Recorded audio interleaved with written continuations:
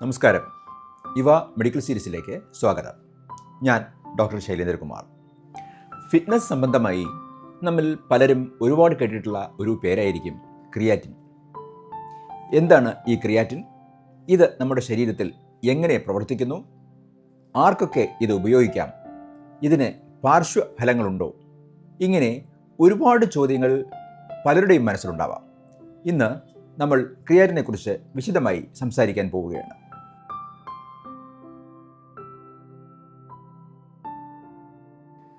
പ്രയോജനപ്രദമായ ഇത്തരം വീഡിയോകൾ നിങ്ങൾക്ക് സ്ഥിരമായി ലഭിക്കുന്നതിനായി ഇവ മെഡിക്കൽ സീരീസ് ചാനൽ സബ്സ്ക്രൈബ് ചെയ്ത് ബെൽ ബട്ടൺ ക്ലിക്ക് ചെയ്ത് ഓൾ എന്ന ഓപ്ഷൻ ഓണാക്കി ഇടുക. ഒപ്പം കമൻറ്റ് ചെയ്യാനും ഷെയർ ചെയ്യാനും മറക്കരുത്.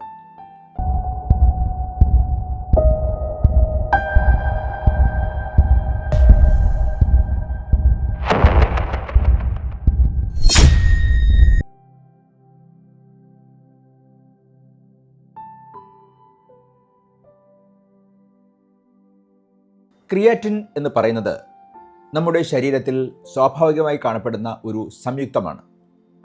പ്രോട്ടീനുകൾ നിർമ്മിക്കുവാൻ ശരീരം ഉപയോഗിക്കുന്ന അമിനോ ആസിഡുകളിൽ നിന്നാണ് ക്രിയാറ്റിൻ പ്രധാനമായും ഉണ്ടാകുന്നത്. ക്രിയാറ്റിൻ കൂടുതലായി കാണപ്പെടുന്നത് നമ്മുടെ പേശികളിലാണ്. ഫോസ്ഫോ ക്രിയാറ്റിൻ എന്ന രൂപത്തിലാണ് ഇത് അവിടെ ശേഖരിക്കപ്പെടുന്നത്. പേശികളുടെ പ്രവർത്തനത്തിന് ആവശ്യമായ പ്രധാന ഊർജ്ജ സ്രോതസ്സായ അഡിനോസിൻ ട്രൈഫോസ്ഫേറ്റ് ഉൽപ്പാദിപ്പിക്കുവാൻ ഈ ഫോസ്ഫോ ക്രിയാറ്റിൻ സഹായിക്കുന്നു.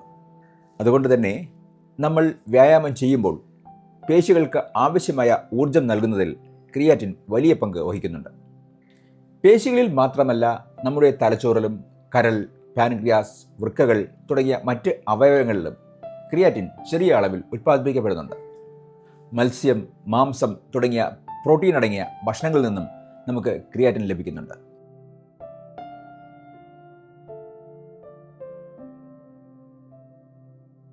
അത്ലറ്റുകൾക്കിടയിലും ഫിറ്റ്നസ് ചെയ്യുന്നവർക്കിടയിലും ക്രിയാറ്റിൻ വളരെ പ്രചാരമുള്ള ഒരു സപ്ലിമെൻ്റാണ്.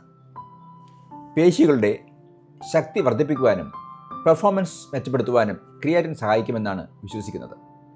ക്രിയാറ്റിൻ വിവിധ രൂപങ്ങളിൽ ലഭ്യമാണ്. പൊടി രൂപത്തിലും ഗുളിക രൂപത്തിലും എനർജി ബാറുകളായും പാനീയങ്ങളായും ക്രിയാറ്റിൻ മാർക്കറ്റിൽ ലഭ്യമാണ്. ക്രിയാറ്റിൻ സപ്ലിമെൻ്റായി കഴിക്കുമ്പോൾ അതിൽ ഭൂരിഭാഗവും പേശികളിലേക്കാണ് പോകുന്നത്. അവിടെ അത് ഫോസ്ഫോ ക്രിയാറ്റിൻ ആയി മാറുകയും പേശി കോശങ്ങളിൽ കൂടുതൽ ജലാംശം നിലനിർത്തുവാൻ സഹായിക്കുകയും ചെയ്യുന്നു. ഇത് പേശികൾക്ക് വലിപ്പം വയ്ക്കുവാൻ കാരണമാകും. ഈ ജലാംശം പേശികളുടെ വളർച്ചയെ ഉത്തേജിപ്പിച്ചേക്കാം.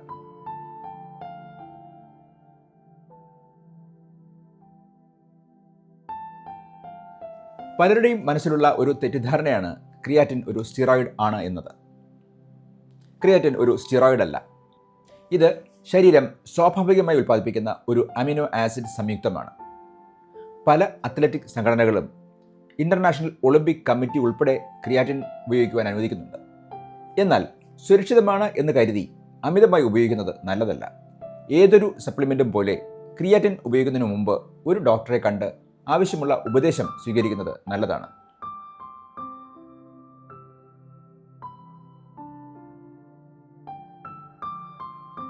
ക്രിയാറ്റിൻ്റെ പ്രധാന ഗുണങ്ങൾ എന്തൊക്കെയാണെന്ന് നോക്കാം.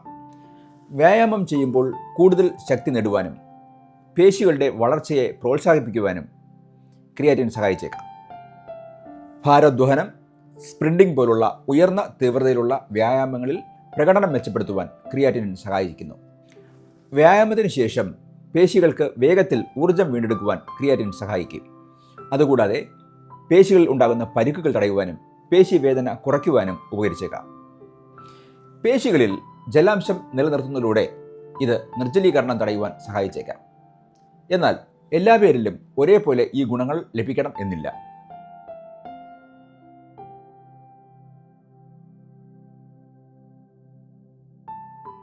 പേശികൾക്ക് പുറമെ ക്രിയാറ്റിന് മറ്റ് ചില ആരോഗ്യപരമായ ഗുണങ്ങളുമുണ്ടെന്ന് ചില പഠനങ്ങൾ പറയുന്നു. രക്തത്തിലെ ട്രൈഗ്ലിസറൈഡിൻ്റെ അളവ് കുറയ്ക്കുവാനും ഹൃദയസ്തംഭനമുള്ളവർക്ക് വ്യായാമം ചെയ്യുവാൻ സഹായിക്കുവാനും ക്രിയാറ്റിൻ ഉപകരിക്കുമെന്ന് ചില പഠനങ്ങൾ സൂചിപ്പിക്കുന്നു. തലച്ചോറിലെ ഊർജ്ജ നില വർദ്ധിപ്പിച്ച് മാനസികാവസ്ഥയും ചിന്താശേഷിയും മെച്ചപ്പെടുത്തുവാൻ ക്രിയാറ്റിൻ സഹായിച്ചേക്കാം. പ്രായമാകുമ്പോൾ ഉണ്ടാകുന്ന പേശികളുടെ നഷ്ടം, അതായത് സാർക്കോപീനിയ തടയുവാനും എല്ലുകളുടെ ആരോഗ്യത്തിനും ക്രിയാറ്റിൻ വ്യായാമത്തോടൊപ്പം ഉപയോഗിക്കുന്നത് സഹായിച്ചേക്കാം.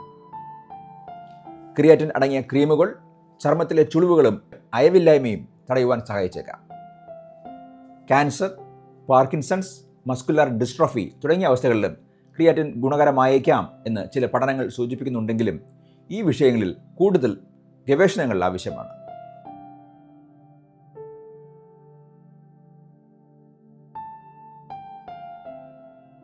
മാർക്കറ്റിൽ പലതരം ക്രിയാറ്റിൻ സപ്ലിമെൻറ്റുകൾ ലഭ്യമാണ്. ഏറ്റവും സാധാരണമായി കാണുന്നതും ഏറ്റവും കൂടുതൽ പഠനങ്ങൾ നടന്നിട്ടുള്ളതുമായ രൂപമാണ് ക്രിയാറ്റിൻ മോണോഹൈഡ്രേറ്റ്.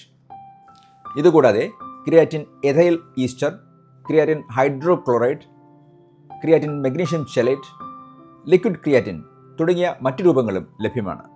എന്നാൽ ഇവ ക്രിയാറ്റിൻ മോണോഹൈഡ്രേറ്റിനേക്കാൾ മികച്ചതാണ് എന്നതിന് കാര്യമായ തെളിവുകളൊന്നും തന്നെയില്ല. അതുകൊണ്ട് സപ്ലിമെൻ്റ് തിരഞ്ഞെടുക്കുമ്പോൾ ക്രിയാറ്റിൻ മോണോഹൈഡ്രേറ്റ് തിരഞ്ഞെടുക്കുന്നത് തന്നെയായിരിക്കും ഉചിതം. ഒരു കാര്യം പ്രത്യേകം ഓർക്കുക, മരുന്നുകളുടെ കാര്യത്തിൽ ചെയ്യുന്നത് പോലെ സപ്ലിമെൻറ്റുകൾക്ക് ഒരു നിശ്ചിത നിലവാരം പാലിക്കപ്പെടുന്നില്ല.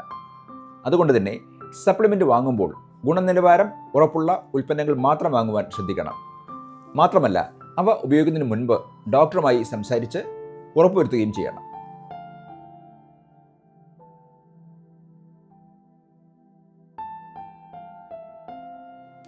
ക്രിയാറ്റിൻ പൊതുവെ സുരക്ഷിതമാണ് എന്ന് കണക്കാക്കപ്പെടുന്നുണ്ടെങ്കിലും ചിലർക്ക് പാർശ്വഫലങ്ങൾ ഉണ്ടാകുവാനുള്ള സാധ്യതയുണ്ട്. പേശികളിൽ ജലാംശം തങ്ങി നിൽക്കുന്നത് കൊണ്ട് ശരീരഭാരം കൂടുവാനുള്ള സാധ്യതയുണ്ട്. ഇതുകൂടാതെ വയറിളക്കം, ഓക്കാനം, വയറുവേദന എന്നിങ്ങനെയുള്ള ദഹന പ്രശ്നങ്ങൾ ഉണ്ടാകാം. അതുപോലെ തലവേദന, പേശി വലിവ്, ചുണങ്ങ്, ക്ഷീണം, പനി, ഉത്കണ്ഠ തുടങ്ങിയ മറ്റ് പ്രശ്നങ്ങളും ചിലപ്പോൾ കണ്ടുവന്നു വരാം. പ്രധാനമായും ശ്രദ്ധിക്കേണ്ടത് വൃക്കരോഗം, കരൾ രോഗം, പ്രമേഹം എന്നിവയുള്ളവർക്ക് ക്രിയാറ്റിൻ ശുപാർശ ചെയ്യുന്നില്ല. 18 വയസ്സിൽ താഴെയുള്ള കുട്ടികളും ഗർഭിണികളും മുലയൂട്ടുന്ന സ്ത്രീകളും ക്രിയാറ്റിൻ ഉപയോഗം ഒഴിവാക്കണം. ക്രിയാറ്റിൻ കഴിക്കുകയാണെങ്കിൽ ധാരാളം വെള്ളം കുടിക്കുന്നത് നിർജ്ജലീകരണം തടയുവാൻ സഹായിക്കും.